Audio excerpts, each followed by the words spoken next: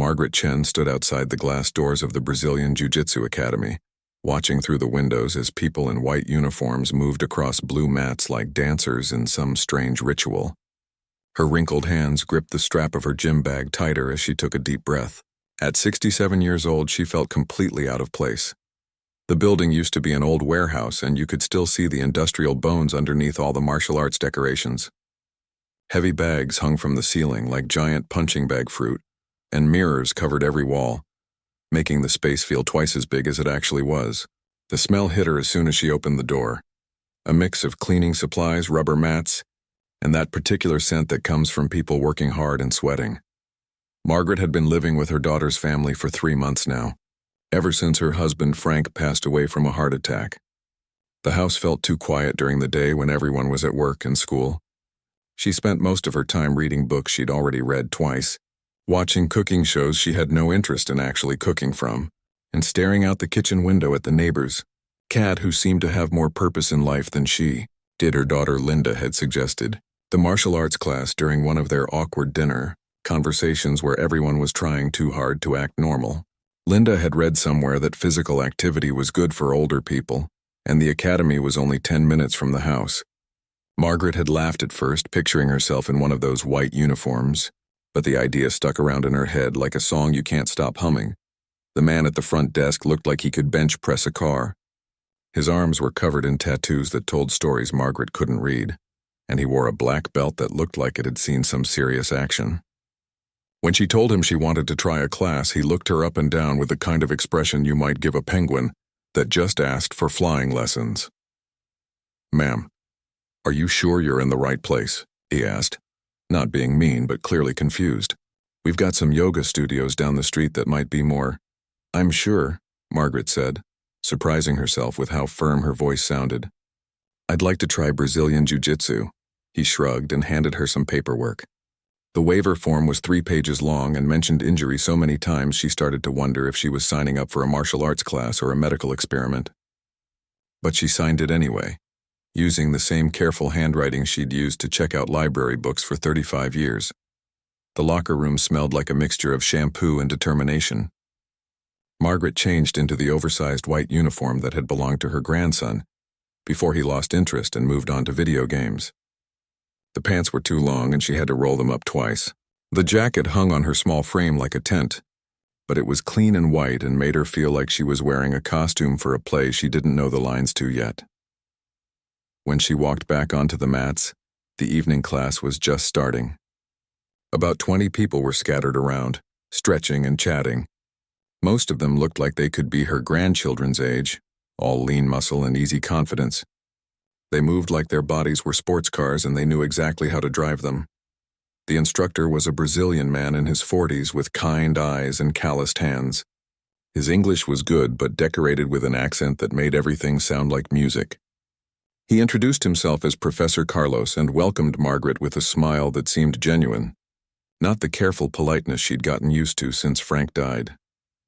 "Today we learn about positions," Professor Carlos announced to the class. "In Jiu-Jitsu, position is very important. You must understand where you are before you can understand where you want to go." Margaret thought that sounded like something Frank might have said about life in general. He was always talking about knowing where you stood before you could figure out where you were heading. The warm-up was harder than she expected.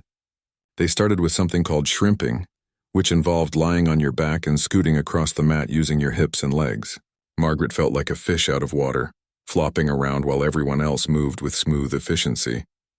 Her breathing got heavy quickly, and she could feel sweat starting to form despite the air conditioning. Some of the younger students kept glancing over at her, and she could almost hear their thoughts. What was this old lady doing here? Was she lost? Did she think this was a senior center activity? Margaret had spent enough years working with the public to recognize the look people gave when they thought someone was in the wrong place. A young woman with a purple belt helped her with some of the movements. She had short blonde hair and arms that looked like they could crack walnuts, but she was patient and encouraging. She showed Margaret how to keep her knees bent during the hip escapes and how to use her core muscles instead of just flailing around. "Don't worry," the young woman said quietly. "Everyone feels awkward at first. I couldn't even tie my belt properly for the first month. Margaret appreciated the kindness, but she could see the uncertainty in the girl's eyes too. Everyone was being polite, but they were all wondering the same thing. What was she really doing here? When they moved on to learning basic positions, Professor Carlos demonstrated something called the guard. It involved lying on your back with your legs wrapped around your partner, which seemed like the opposite of what you'd want to do in a fight. But he explained how it was actually a powerful position, how the person on bottom could control the person on top. In Jiu-Jitsu, he said, what looks like losing might actually be winning. Sometimes the person who appears weak is the one with all the power. Margaret found herself paired with a young man who introduced himself as Tommy. He was probably in his early 20s, with the kind of nervous energy that reminded her of students cramming for finals.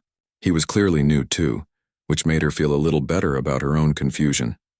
They practiced the basic guard position slowly, taking turns being on top and bottom.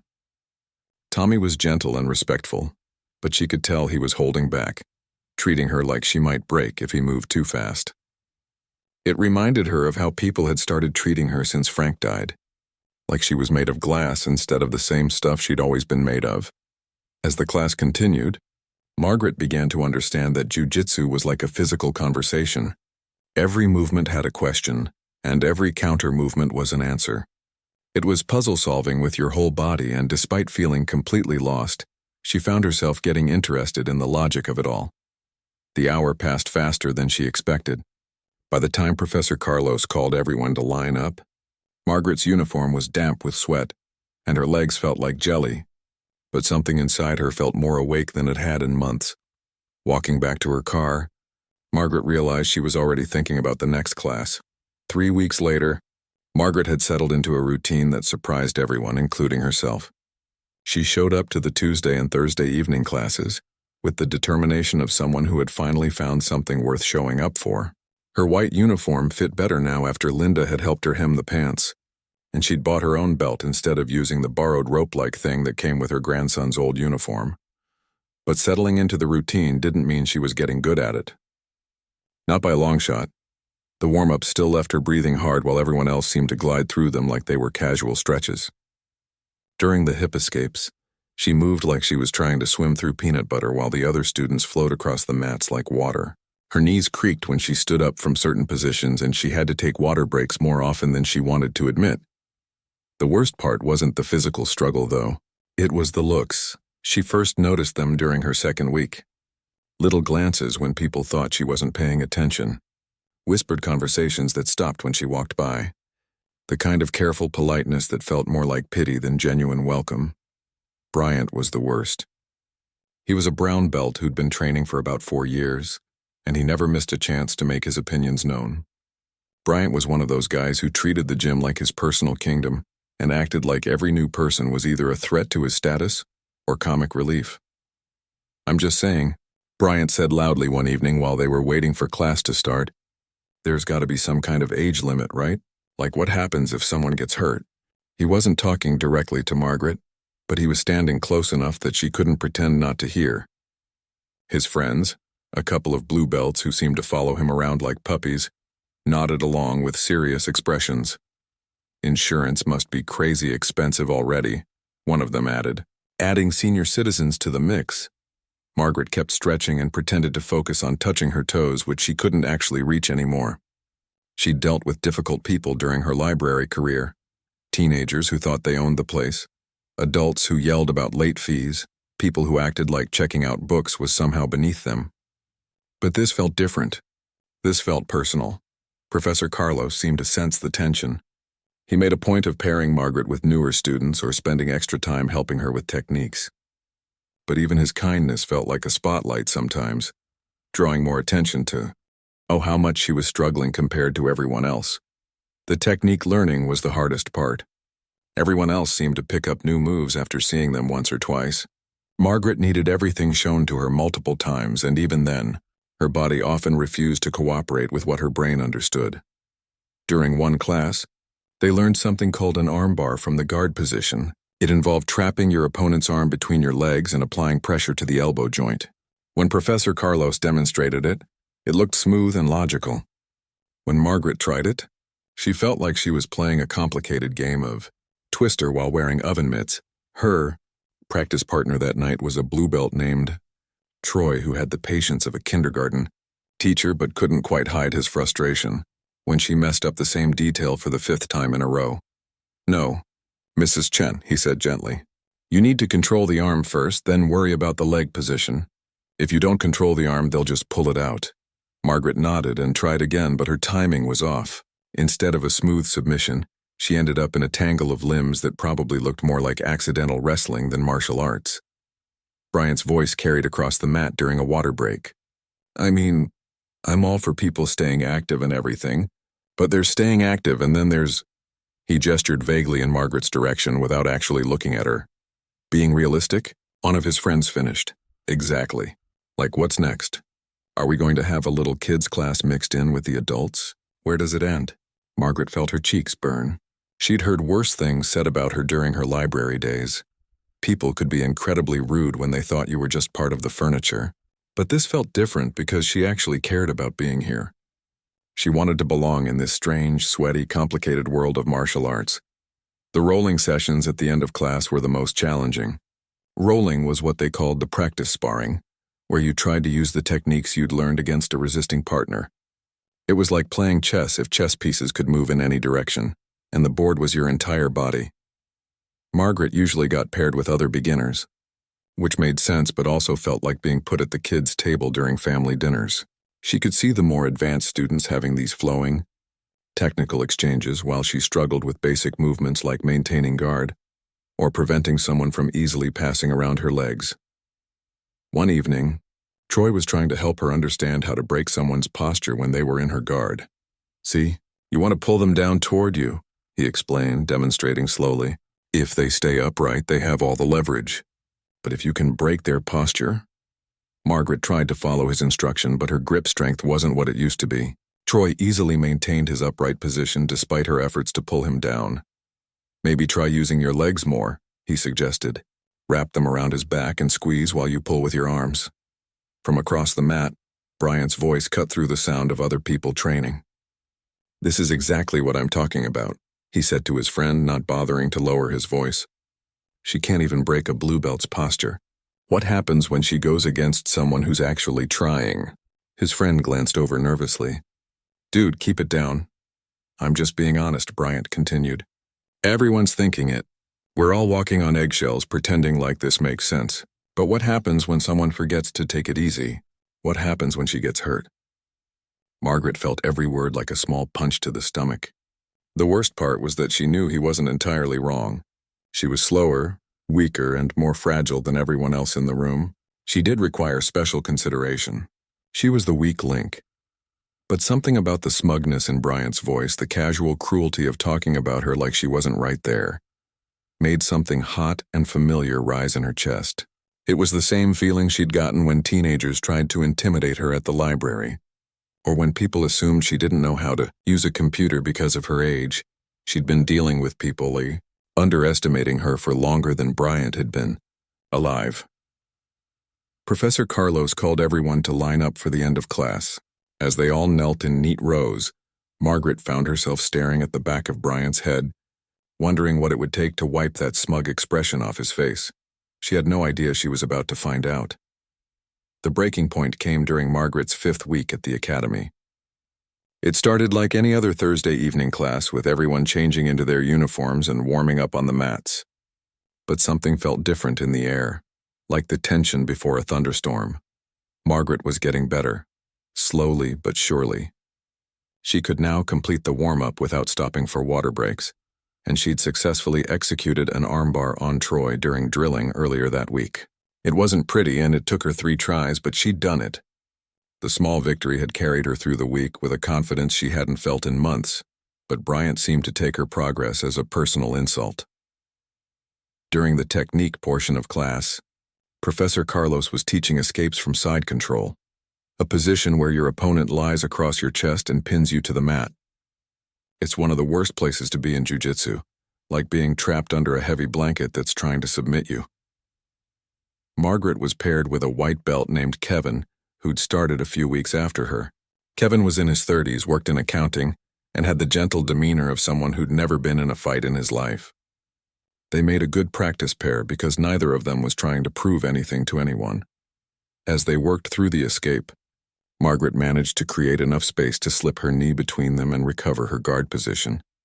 It was a basic movement, but she'd done it smoothly without the awkward fumbling that usually characterized her technique.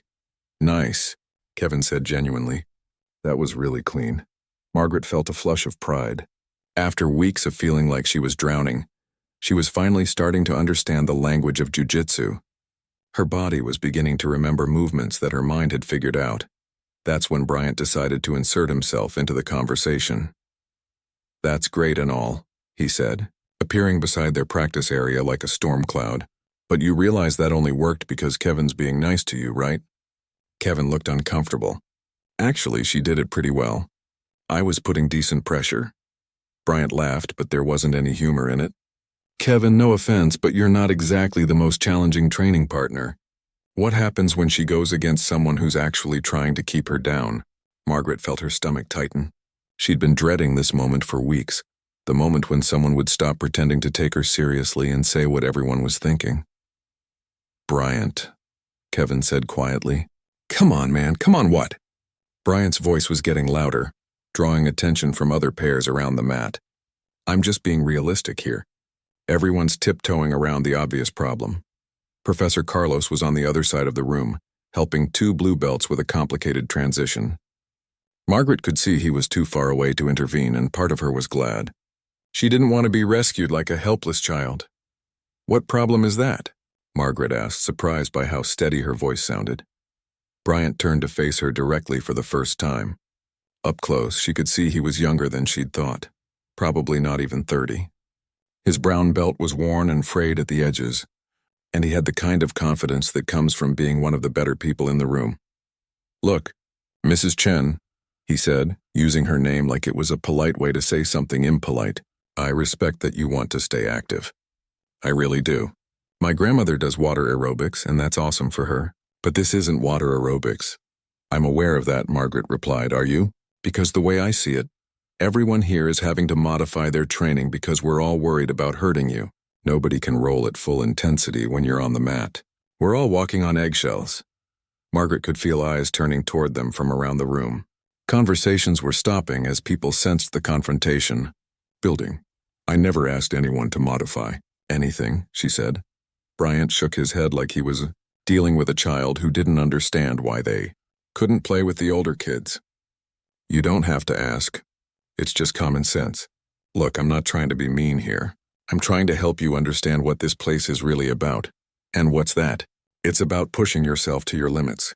It's about learning to fight, to defend yourself, to handle pressure when someone's trying to dominate you. It's not a social club for people who want a gentle workout." The room had gotten quieter. Even Professor Carlos had noticed something was happening and was making his way over. But Bryant kept talking. "I mean, what's your end game here? Are you planning to compete? Are you going to use this stuff to defend yourself against some attacker? Or are you just here because you're bored and this seems like a fun way to spend an evening?" Margaret felt something shift inside her, like a door opening that had been locked for a long time. The question wasn't meant to be answered seriously, but she found herself actually considering it. "I'm here," she said slowly, "because I want to learn." "Learn what exactly?" "How to do moves that will never work. Against someone who's actually trying to hurt you? Maybe I want to learn what I'm capable of." Bryant laughed again, and this time several people around the mat visibly cringed. "Mrs. Chen, with all due respect, we all know what you're capable of. You're capable of doing light technique drilling with beginners who are being careful not to hurt you. There's nothing wrong with that, but let's not pretend it's the same thing as actual jiu-jitsu." Professor Carlos had almost reached them, but Margaret held up a hand to stop him. "She could handle this herself. You think I can't do actual jiu-jitsu," she said. "It wasn't a question." "I think you're a nice lady who's in the wrong place," Bryant replied. "And I think everyone here knows it, but they're too polite to say anything." Margaret looked around the room. Some people were staring at the ground, embarrassed by the confrontation. Others were watching with the same expression people get when they're driving past a car accident. But a few were watching her specifically, waiting to see what she would do. "What would it take," she asked quietly, "to prove that I belong here?" Bryant's eyebrows went up like he hadn't expected the question. "What do you mean?" "You said I can only do light drilling with beginners who are being careful. What if I could do more than that? Mrs. Chen, Professor Carlos said, finally reaching them. You don't need to prove anything to anyone. But Margaret was looking directly at Bryant now, and something in her expression made him take a small step back. What if I could submit you? She asked. The question hung in the air like smoke. Several people actually gasped. Kevin looked like he wanted to disappear into the mat. Bryant's surprise quickly turned into a grin that was somehow worse than his frown had been. Are you challenging me to a role? He asked, and Margaret could hear the excitement in his voice. This was exactly what he'd been hoping for, a chance to prove his point in the most public way possible. I'm asking what it would take for you to admit you're wrong about me, Bryant. Looked around the room like he was sharing a joke with everyone else. Okay, he said. Sure. If you can submit me, actually submit me, not some gentle tap because I'm being nice, then I'll admit I was wrong about everything. Margaret nodded once. And if I can't? Then you admit you don't belong here and find a hobby that's more appropriate for someone your age. The challenge was out there now, hanging between them like a bridge that only one of them could cross. Margaret felt her heart beating faster, but not from fear. It was the same feeling she'd gotten years ago when difficult patrons at the library tried to intimidate her, or when people assumed she didn't know how to do her job because she was just a quiet woman behind a desk. Deal, she said. The atmosphere in the gym changed instantly. Word spread across the mats like wildfire, and within seconds every conversation had stopped. People abandoned their practice partners and formed a loose circle around the area where Margaret and Bryant stood facing each other. Professor Carlos looked like he wanted to step in and stop what was about to happen, but Margaret caught his eye and shook her head slightly. She appreciated his concern, but this was something she needed to do herself. Bryant was stretching his shoulders and rolling his neck like a boxer preparing for a fight. At 28 years old, he was 6 feet tall and probably weighed twice what Margaret did. His brown belt represented 4 years of serious training, and his muscles had the kind of definition that came from spending hours on the mats every week. Margaret stood quietly, adjusting her belt and taking slow, steady breaths. Her hands weren't shaking, which surprised her. If anything, she felt calmer than she had in weeks. The nervous energy that usually made her fumble techniques had been replaced by something else, a focused stillness that reminded her of how she used to feel when dealing with the most difficult library patrons. You sure about this, Mrs. Chen? Bryant asked, but his tone had changed. There was still arrogance there, but also a hint of uncertainty. Maybe he was realizing that publicly humiliating a 67-year-old woman wasn't going to make him look as good as he'd thought. I'm sure, Margaret replied. Kevin looked like he was going to be sick. Maybe you guys should just talk this out instead. No, Bryant said firmly. She issued the challenge. I'm not backing down now. He looked around the circle of watching students. Everyone here needs to see what happens when people get in over their heads. Professor Carlos stepped forward. If we're doing this, we do it safely. Light contact only. The moment someone taps, it stops immediately.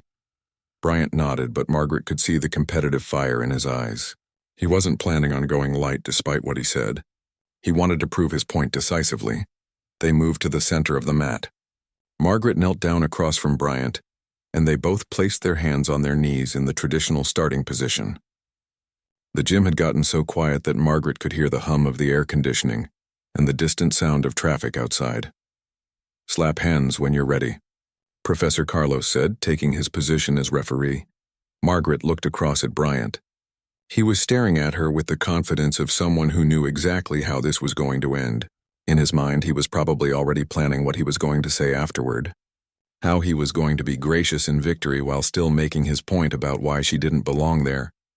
But Margaret wasn't thinking about afterward. She was thinking about the moment 50 years ago, when she'd first learned the technique she was about to use. She was thinking about the judo dojo where she'd spent countless hours as a young woman, learning to turn an opponent's strength against them.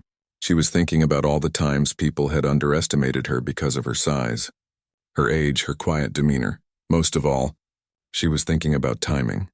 They slapped hands. Bryant came forward immediately, confident and aggressive.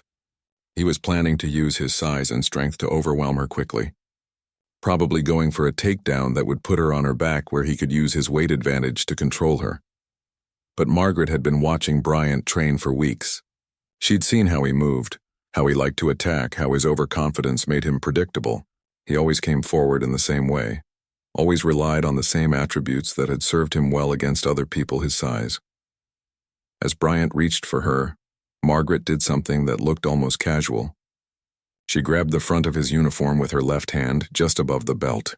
At the same time, she stepped slightly to her right and swept her right leg behind his advancing left leg. Bryant was moving forward with all his weight and momentum when Margaret's technique caught him. The grip on his uniform controlled his upper body, while the leg sweep took away his base.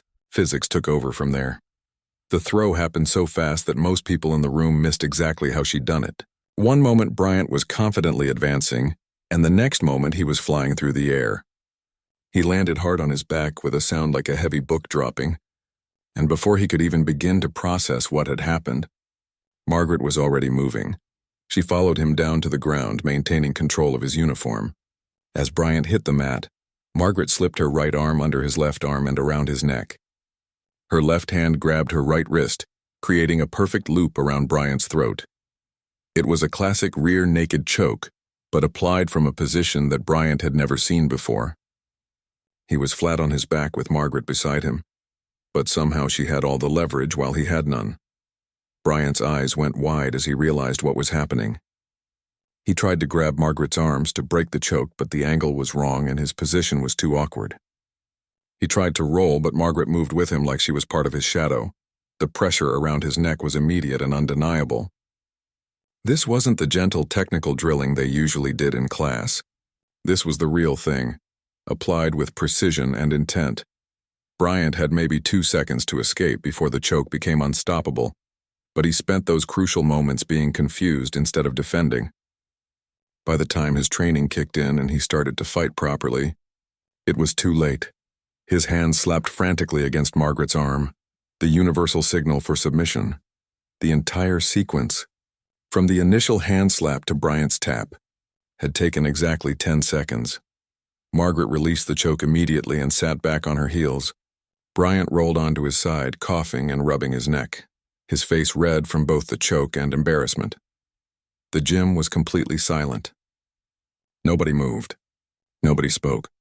20 people stood in a circle around the mat, staring at what they'd just witnessed with expressions of complete disbelief. Margaret stood up slowly and offered Bryant her hand to help him to his feet. He looked at it for a moment like he wasn't sure what it was, then accepted the help and let her pull him up. "Good roll," Margaret said quietly, as if submitting a brown belt in 10 seconds was just another day at the office. Bryant stood there swaying slightly, still trying to process what had just happened to him. His mouth opened and closed a few times, but no words came out. That's when Professor Carlos started clapping. The sound broke the spell that had fallen over the room, and suddenly everyone was talking at once, voices overlapping in excitement and amazement. But Margaret just walked calmly to the edge of the mat to get her water bottle, leaving Bryant standing in the center of the circle, looking like someone who'd just over that everything he thought he knew about the world was wrong. Bryant sat on the edge of the mat with his head in his hands, still trying to process what had just happened to him. Around the gym, conversations buzzed with excitement and disbelief. People were replaying the submission in their minds, trying to figure out how a 67-year-old woman had just dismantled one of the Academy's most experienced students in less time than it takes to tie your shoes. Margaret took a sip of water and watched the reactions around her. Some people looked at her like she'd just performed magic. Others seemed almost scared, as if they were wondering what other surprises the quiet grandmother might be hiding. Professor Carlos approached her with an expression that mixed admiration with curiosity.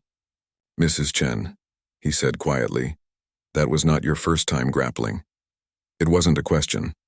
The way she'd moved, the timing of her technique, the calmness under pressure, none of that came from 5 weeks of beginner classes. Margaret smiled. The first genuine smile she'd shown in the academy since she'd started training there. "No," she said. "It wasn't." "How long?" Professor Carlos asked. "I started judo when I was 17, Margaret said loud enough that the people nearby could hear. "I trained for about 15 years before I got married and had children. I earned my black belt when I was 24. The conversations around them gradually quieted as more people picked up on what she was saying. Soon the entire gym was listening. I stopped training when my first daughter was born, Margaret continued. Frank, my husband, he was supportive. But between work and babies and just life in general, there wasn't time for the dojo anymore. I always thought I'd go back someday, but someday never came. Kevin, who had been her practice partner so many times, shook his head in amazement. You've been a black belt this whole time and never said anything. I didn't want special treatment, Margaret explained. I wanted to learn Brazilian Jiu-Jitsu from the beginning, like everyone else. The fact that I used to know judo didn't seem relevant. Didn't seem relevant. Troy laughed. Mrs. Chen, you just threw a brown belt and choked him out. Margaret looked over at Bryant, who was still sitting quietly by himself. The techniques are different, she said. Judo and Jiu-Jitsu aren't the same thing, but some principles carry over. Timing, leverage, using your opponent's force against them. Professor Carlos nodded thoughtfully. In Brazil, we say that Jiu-Jitsu is like a tree and Judo is one of its roots. They grow together. Bryant finally stood up and walked over to where Margaret was standing. His face was still red, but not from the choke anymore. This was embarrassment of a different kind, the kind that comes from realizing you've been completely wrong about someone. Mrs. Chen, he said, his voice quieter than anyone had ever heard it.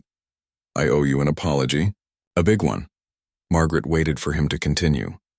I made assumptions about you, Bryant said, looking directly at her instead of at the ground. Based on your age. Based on how you looked when you first walked in here. I thought I knew what you were capable of before I ever saw you train. You weren't entirely wrong, Margaret said. I am older than everyone else here. I am slower than I used to be. My body doesn't move the way it did when I was 24. But you're also tougher than I gave you credit for, Bryant replied, and more skilled. And I was a jerk about it. Margaret studied his face for a moment. The arrogance was gone, replaced by something that looked like genuine humility. We all make assumptions, she said. I assumed you were just a bully who needed to be taken down a peg. Was I wrong about that? Bryant asked with a small smile. A little, Margaret admitted, but maybe you needed to be taken down anyway. The tension that had filled the gym for weeks seemed to evaporate all at once. People started laughing and talking normally again, but the dynamic had shifted completely. When Margaret walked by groups of students, they didn't stop talking or give her pitying looks. Instead, they nodded respectfully or asked questions about the technique she'd used. During the last 15 minutes of class, Professor Carlos called everyone together for some light rolling. For the first time since she'd started training, Margaret wasn't automatically paired with the newest, gentlest person in the room.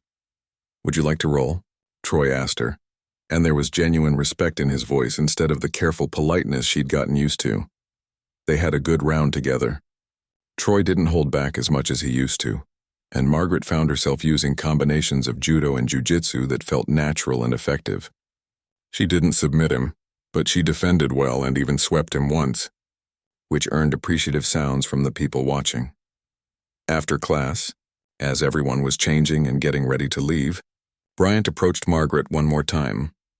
That technique you used, he said, the throw into the choke. I've never seen anything like it. It's called Osoto Gari in judo, Margaret explained. The major outer reap, but I modified it for the ground fighting. In judo, the throw is usually the end of the technique. In jiu-jitsu, it's just the beginning. Bryant nodded like he was taking notes. Would you be willing to show me how it works? Maybe next class? Margaret smiled. I'd be happy to. As she drove home that evening, Margaret thought about how different the gym had felt after the confrontation. For the first time since Frank died, she felt like she belonged somewhere, not because people were being polite to her, but because she'd earned her place there. Her phone buzzed with a text from Linda. How was class tonight, Mom? Margaret thought about how to answer. She could tell Linda about the confrontation, about finally standing up for herself, about the respect she'd earned from people who had doubted her. But that all seemed too complicated for a text message. Instead, she wrote back, Good. I think I'm starting to fit in. When she got home, she hung up her uniform carefully and looked at herself in the mirror. She looked the same as she had that morning. Gray hair, wrinkled skin, the body of a 67-year-old woman who had lived through decades of joy and loss. But she felt different. She felt like herself again, maybe for the first time since Frank had died. Tuesday couldn't come fast enough.